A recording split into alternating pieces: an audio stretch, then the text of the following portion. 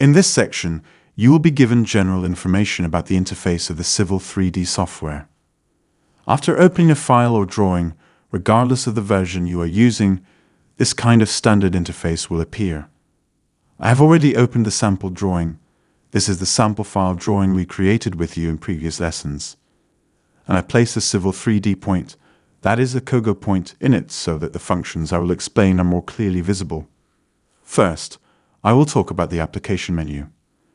In the upper left part, you will usually see a large letter C, or in some versions, the letter A. This is the application menu. When you click on it, you gain access to the following functions.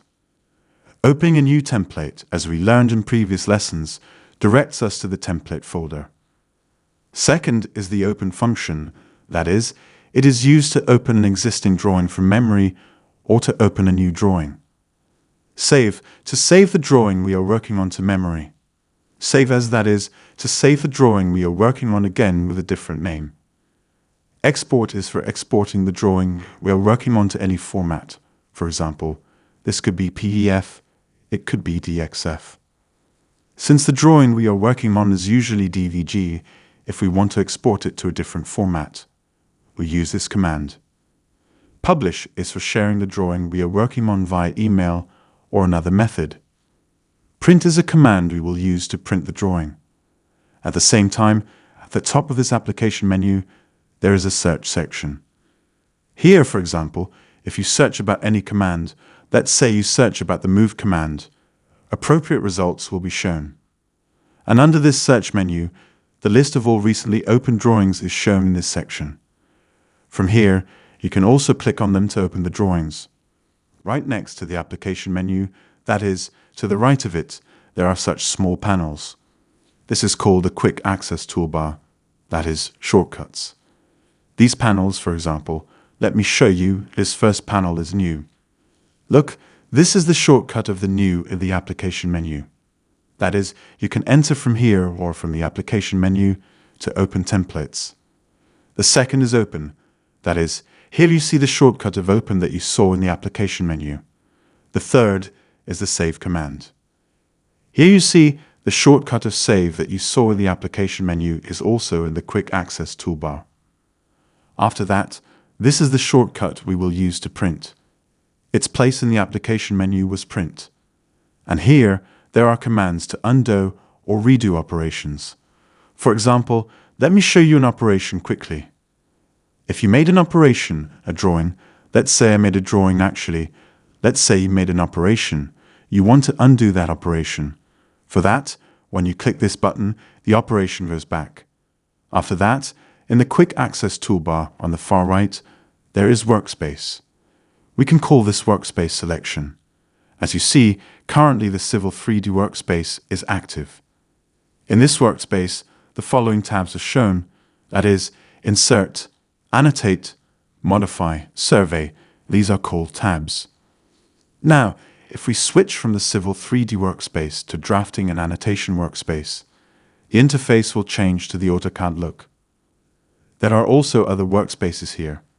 For example, if we switch to 3D Modeling workspace, again, the interface changes to suit 3D modeling. And there is also a Planning and Analysis workspace. When we switch to that, the interface also changes accordingly. For now, since we will design roads, we will work in the Civil 3D workspace. About the Drafting and Annotation workspace, let me give you information. This is the classic AutoCAD workspace you know. I'd always recommend to students that it is not necessary to install both AutoCAD and Civil 3D on the computer or laptop. Because if you install only Civil 3D, that is enough. By changing the workspace inside Civil 3D, you can use it both as Civil 3D and as AutoCAD. Let's return again to our own workspace, Civil 3D. Another important menu is the ribbon panel. The big strip you see at the top is called a ribbon menu. Here, there are various tabs, as I said. These are Insert, Annotate, Modify. These are called tabs. Inside the tabs, there are panels. These are called panels. For example, in the Home tab, there is a Create Brand Data panel, the Create Design panel, the Profile section Views panel, there are panels. And inside each panel, there are various commands and drop-down menus. For example, in the Create Ground Data panel, there are commands such as Point, creating points, Surface, creating surface. In the newer versions, additional panels like Project Explorer and Grading Optimization have also been added. If you are using an older version, for example 2018 or 2019, it may be that you do not see these sections. Another important panel is the Tool Space panel. This Tool Space panel, when you click on it, it deactivates. When you click once again, it activates. This panel is almost considered the main control center of Civil 3D. It consists of 4 main sections: Prospector, Settings, Survey, Toolbox. In the Prospector section, it is used to work on models, surfaces, points, etc. In the Settings section, templates, styles, labels are managed. In the Survey section, survey works and management of survey data are carried out. In the Toolbox section, reports and additional tools are used. That is, as I said, this panel is the brain center of Civil 3D.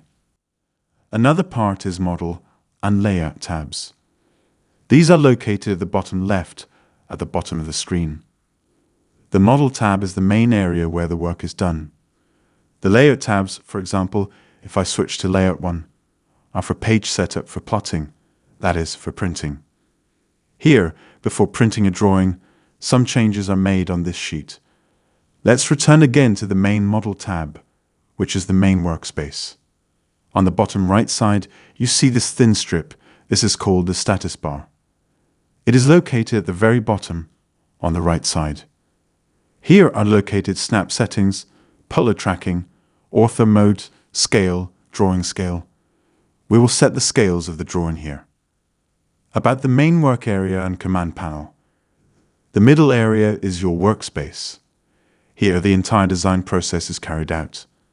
This part below, this part you see, is called the command line area. This is where AutoCAD commands are entered in Civil 3D, for example.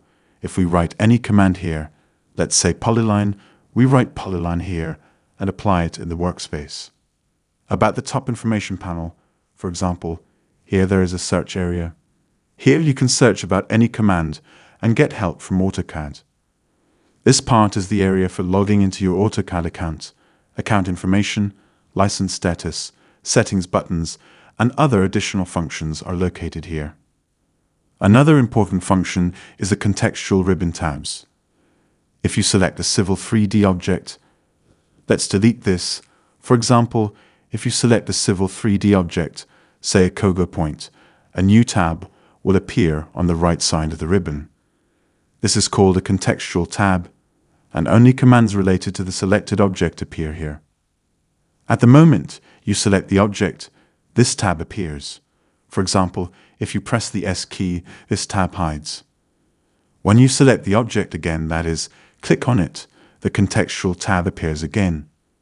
Press S again, and it disappears. About collapsing and expanding the ribbon. If you want to see the drawing area more widely, you can click on this arrow on the right side of the ribbon to collapse or expand it. If you click once, you see it minimized.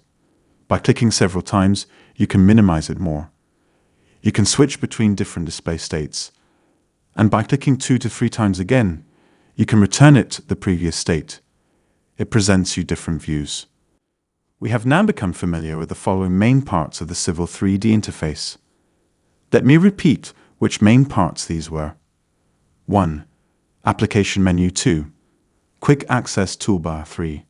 Workspace selection 4. Ribbon, tabs and panels 5. Toolspace panel 6. Model and layout section 7. Status bar 8.